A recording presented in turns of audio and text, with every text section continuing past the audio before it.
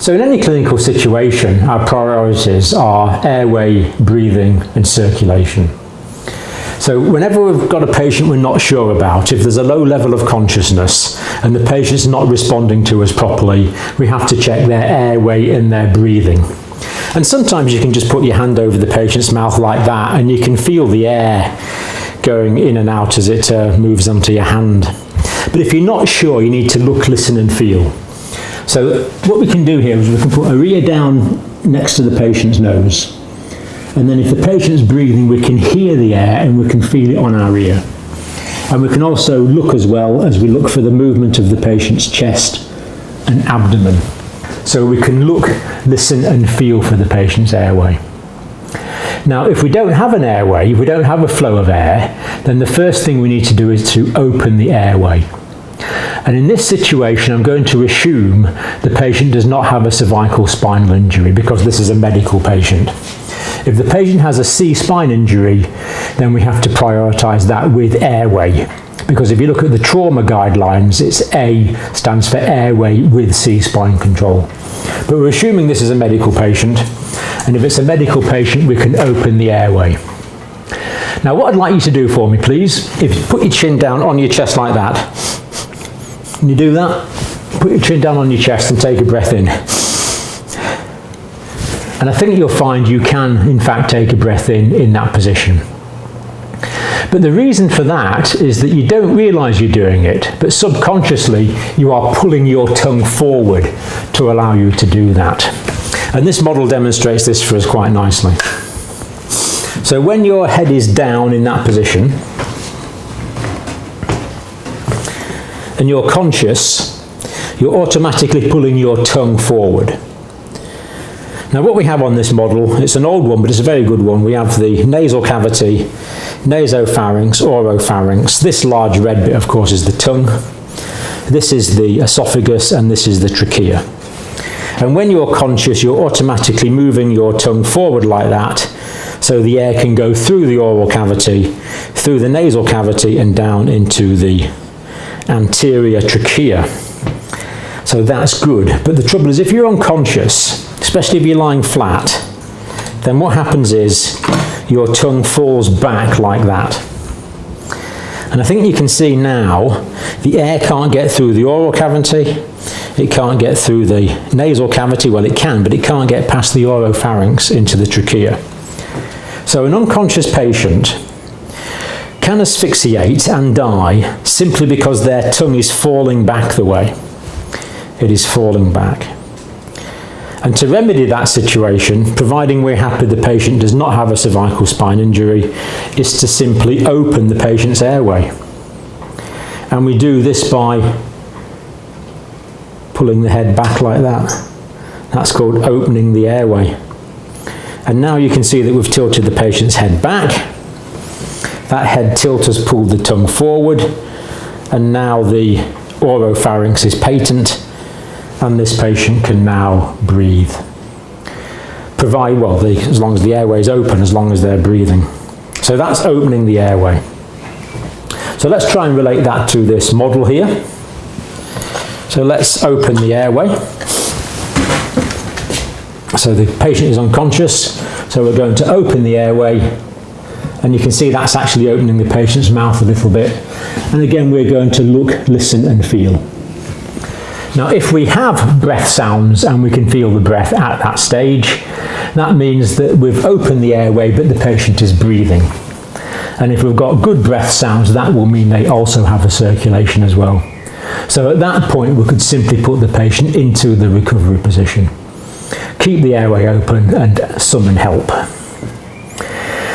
But if we've opened the airway, but there's still no respiratory effort, then that means the patient is not breathing for some reason. This could be a cardiac arrest situation or a respiratory arrest situation. The patient is not breathing. Now, normally when you breathe, as you probably know, the ribs go up and out and the diaphragm goes down, and both of those things are going to increase the volume of the thoracic cavity. As you increase the volume of the thoracic cavity, that's going to reduce the pressure and the air is going to be sucked in. But but this patient is not making any ventilatory effort. So he can't negatively pressure ventilate, so we have to positively pressure ventilate. That means we actually have to blow air into his lungs. And we can do that as long as the airway is open. We can blow air into here, and that will go down into the trachea. And to do that, in an adult patient, we're going to open the airway and we're going to form a seal over the nose, because we don't want material from the nose blowing on our face, and we don't want the air blowing out of the nose, because if it's blowing out of the nose, it's not going into the patient's lungs. And what I need to do in this situation is pinch the patient's nose, and I need to use my lips to form a seal around this patient's lips, and it's got to be an airtight seal. And if I do that, hopefully what we'll see is that these lungs inflate as a result of my positive pressure ventilation. So let's give that a go. And I'll look away. And you can see I'm now inflating this patient's lungs.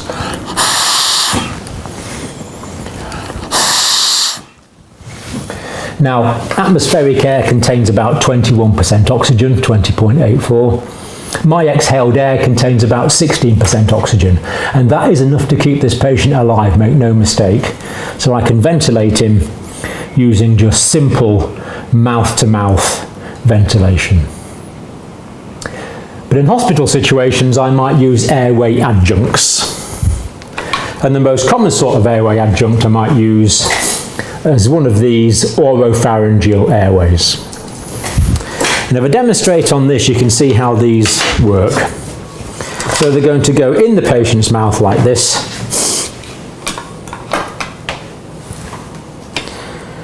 And they're oropharyngeal.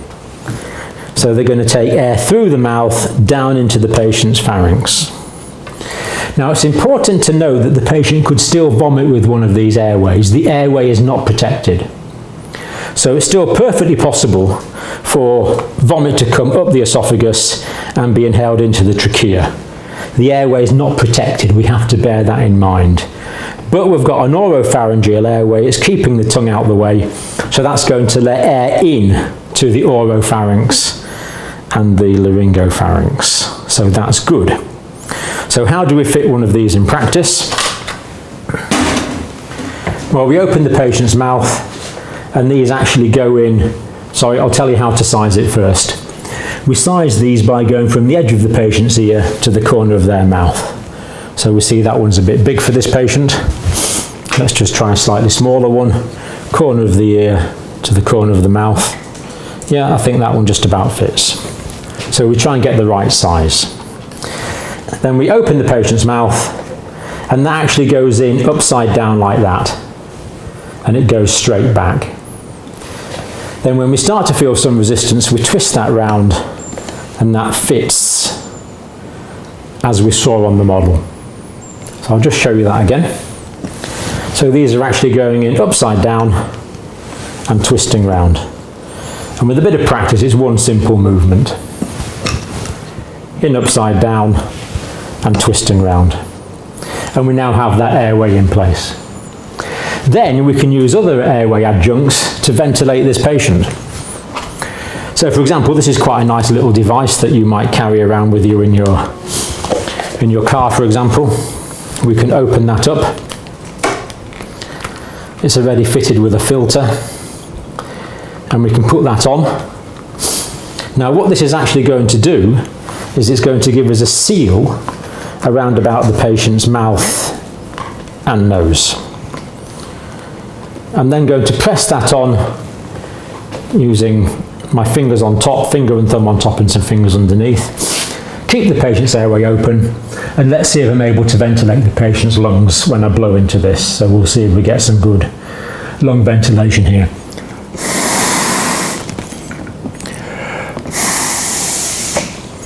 That's good. Now the first time, air was escaping around these edges here.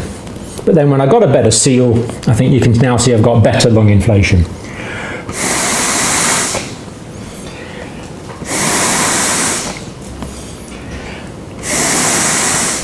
So we're inflating that patient's lungs with 16% oxygen, and that's fine, that's going to keep them happy, that's going to keep them alive. That will allow oxygenation of the brain and the vital organs, providing they have a circulatory system. But also in hospital we often use this equipment. We have a mask and a bag. This is a reservoir bag. So oxygen can be blowing into here, filling up the reservoir bag. And again, we can ventilate the patient. So we want to keep the airway. That fits into there like that, so that can go in there. And we can ventilate the patient with this. Now when I press with this, we should see that reservoir bag go down. Let's try that first of all, looking at the reservoir bag. So bear in mind, oxygen is being blown into here, filling up the reservoir bag. And when I ventilate, that's taking oxygen from the reservoir bag, increasing the concentration of oxygen. So what I've got here, looking at the patient's face, is I've got a good seal. I've opened the airway and I can ventilate the patient. And let's look at the patient's lungs and make sure I'm getting good ventilation. Yeah. So I'm ventilating the patient's lungs. And to do this in the clinical situation is remarkably satisfying. I've come across patients that are really completely cyanosed and blue. And you put in a simple oropharyngeal airway, you turn your oxygen up as high as it will go to 15%, and you ventilate the patient, and within 4 or 5 breaths, you just see the cyanosis abate and that lovely normal pink colour returning as we ventilate the patient. Now, there are other adjuncts we can use. And I think we'll probably just look at one more basic one on this video. But for now, let's just concentrate on this nice ventilation we're getting. Very easy to do. If you've got small hands, you could do it against your hip like that. Or of course, if you've got an assistant, you could hold it on with 2 hands and get your assistant to ventilate the bag for you. Now, a new type of airway we're using now are these I-gel airways. Just take that one out. Oh, taking these out. Very often, as clinicians, we don't take these out. We ask the patient to take it out.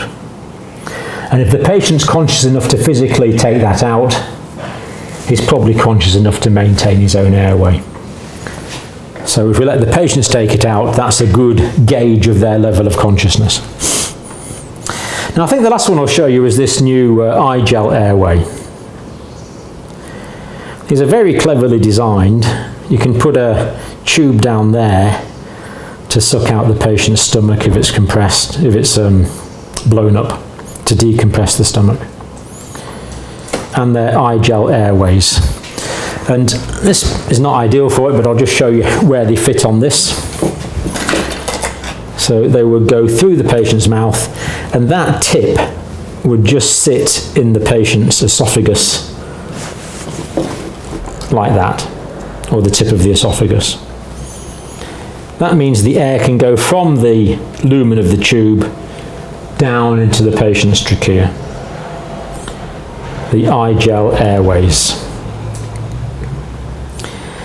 And the great thing about these is they require a very low skill level to work effectively. So with these, all we do is open the patient's mouth and they just go straight back in like that. And then you feel slight resistance and then it's time to stop. And there we have an airway. Now again, the airway is not fully protected with these, but we have a relatively low skill airway to fit. We can then take this mask off the bag. We can connect up the bag directly to the I-gel airway, and we can ventilate this patient. Now in humans this works very effectively. Unfortunately this mannequin is not really designed for it, but I think you can see the lungs are moving a bit. But trust me, in humans this works very, very well.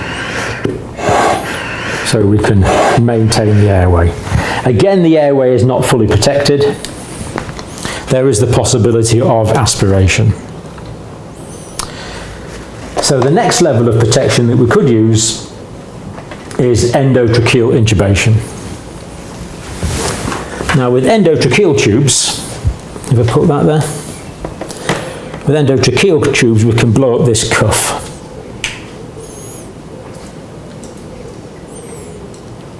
So the cuff is now deflated, and when I blow it up, you can see the cuff is now blowing up.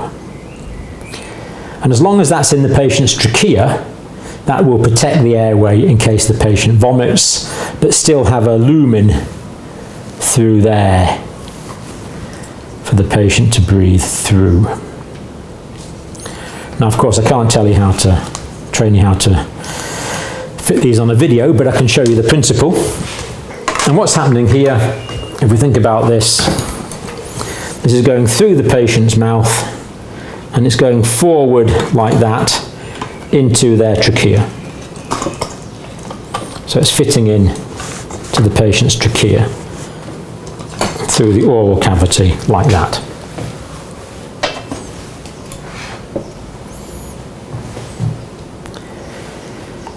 And then when I blow this up, once it's in place, I blow that up. And although this model's not designed for it, I think you can see that that is going to blow up and protect the airway. So once that's in the airway, if the patient were to vomit, that cuff will prevent aspiration of vomit. So it's endotracheal because it's in the trachea. Now, to fit a endotracheal tube takes a bit of additional training, but I'm going to show you the principle, and it's not too hard. We would use one of these laryngoscopes, which gives us a light. Yeah, we've got a light. Now these laryngoscopes are going to go into the patient's mouth, and it's going to allow us to see the epiglottis. And although I can't really teach you on this, I'll just show you briefly how it works. We're going to lift that out of the way, close one eye, put that into the trachea. Now you will have to get someone to train you how to do that, but let's just see if it works. We'll blow the cuff up. Now that cuff is blown up, if this patient vomits, I'm much less concerned. I can just suck it out. So let's see if I can ventilate this patient effectively now. And if we look at the lungs, we now see we're getting totally effective ventilation. And we have the reassurance of knowing that our patient's airway is now fully protected. So it's only the endotracheal tube that provides what we call the gold standard of airway protection. So we could now suck out any secretions from this patient's, top of this patient's airway. We can deflate the endotracheal tube and we can extubate this patient. So try and get hold of a mannequin and have a go at that, and to get someone to train you up on these more advanced airway skills. But certainly everyone needs to be able to open airways and use simple airway adjuncts, because our priorities in all clinical situations are airway and breathing. Then we will go on to circulation. The only exception to attending to the airway first is if there's a catastrophic hemorrhage, in which case we would attend to that first. But in 99.99% of clinical situations you're going to come across, your priorities are going to be airway and breathing.